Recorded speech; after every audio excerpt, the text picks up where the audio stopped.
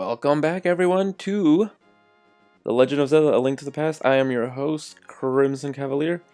In this episode, we're going to tackle the second dungeon. So, let's get started. The second dungeon begins in a very sandy room, where we will fight another iconic The Legend of Zelda enemy, the levers. So these are these flower-looking things that burrow under the ground.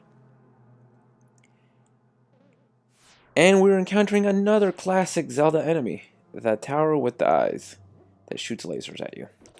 Extremely annoying.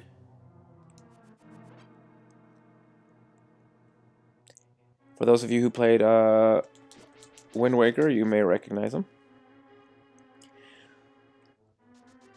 So, in the spirit of how I like to play this game, I'm going to take the quickest route possible.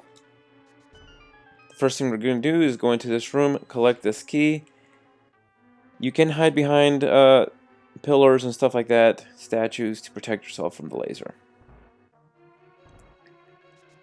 With key in hand, we're going to make our way all the way back to this side of the room. Now, those guys, there are two types of the plants. One type of plant is blue, and it will just come out of the ground and try to suck you into its little whirlpool of sand. The second type is red, and it shoots fireballs at you. So, again, with the color coding of the enemies, you see these purple ones are a little tougher than the blue ones that we encountered at first. So, I'm going to use the one key we collected to go into this room. We have to defeat every enemy in this room to proceed. We'll just hide behind the statues so that we don't get shot by the lasers. Come on. Oh, missed.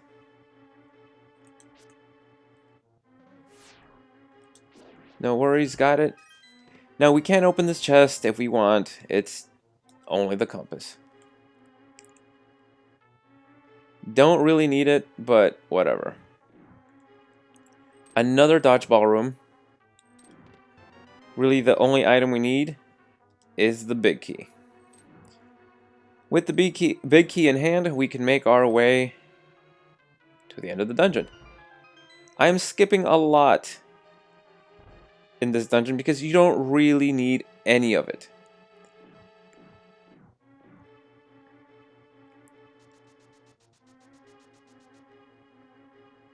Like, seriously, it's completely unnecessary.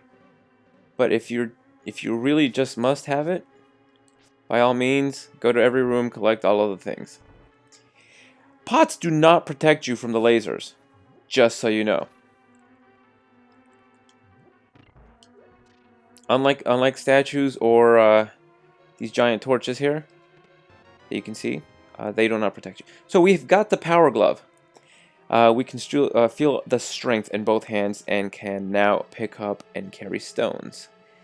Like I said, this is one of the most important items you will collect in the entire game.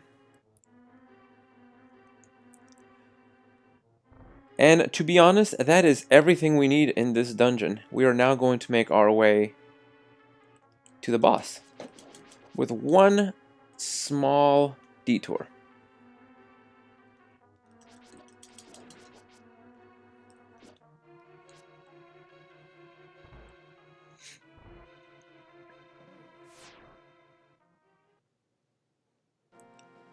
By exiting the dungeon, we'll make our way south, grab the fourth piece of heart, increase our heart container. We now have 6. You can go back in here if that's what you really want. The way to open this is by pushing this block. You can go in here, collect some fairies if you're in the need for some fairies. We are not in the need for fairies, so we're going to go ahead, leave the dungeon once again, and head to this area. Those stones, we can now pick them up.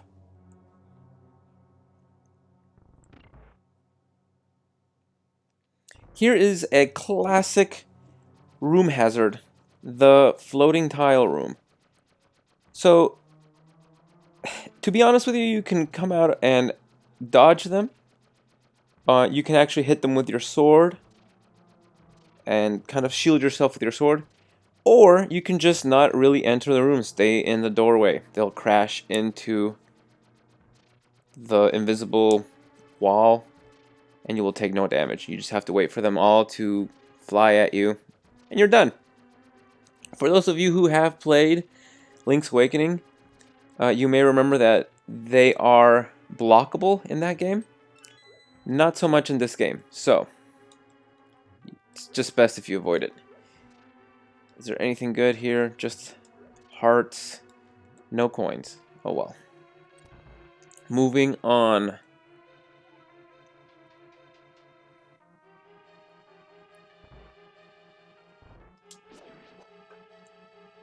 Now you will notice I don't have the map, because like I said, the map is of little use in this game, to be honest with you. And I don't really want it, or I'm not really interested in it. The compass I got because, frankly, it was kind of along the way. Otherwise, I wouldn't have bothered either.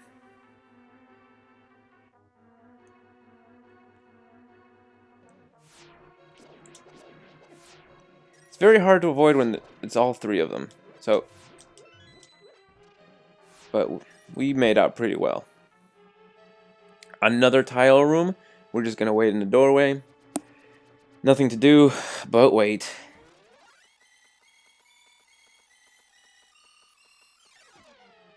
With that finished, we'll go ahead and see if there's anything good, such as the key.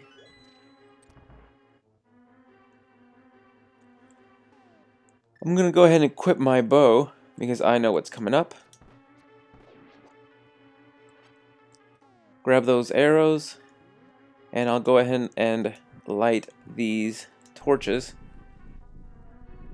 And watch as the room shakes and the door is revealed.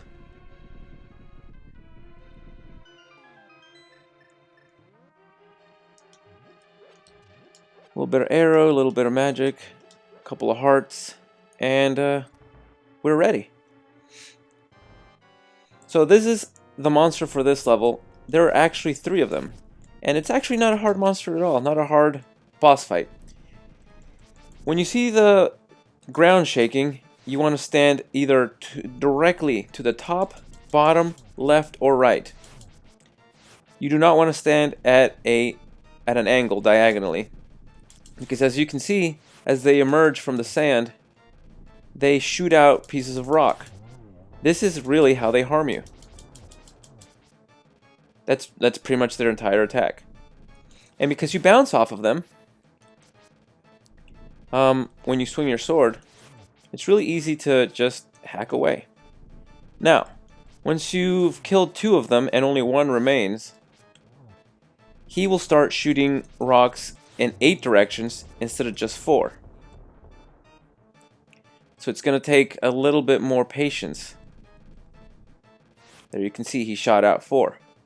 Now, you can still wait by him like this, or you can be more patient and see if he comes your way like this. In that case, he did not. Either way, it's not that big of a deal. These guys don't do that much damage. There you go. He's dead. I will collect my heart container. And just like that, dungeon number 2 is complete. We've got the second pendant, the blue pendant. And we can move on. The pendant of power is mine. The goal of finding 3 pendants is in sight. Let's go for the last one.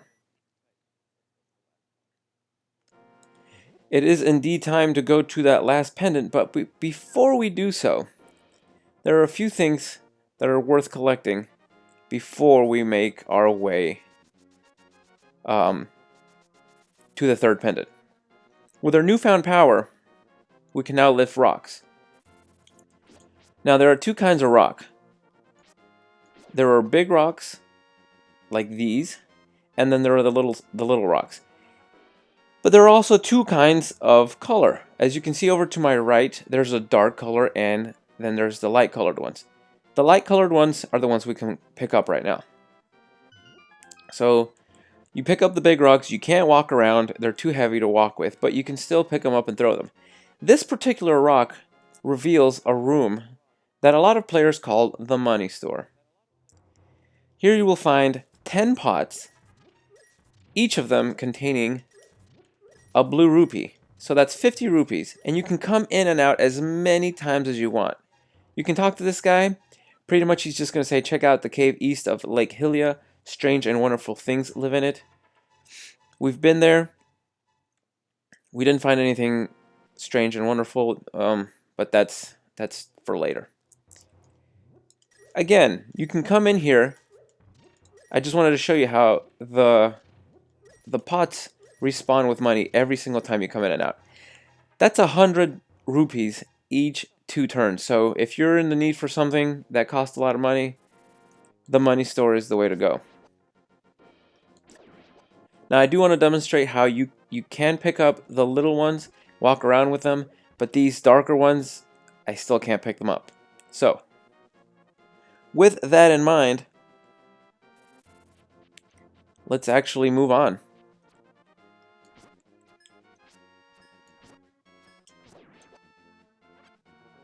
That shortcut I talked about earlier, that is now available to us, and we will take advantage.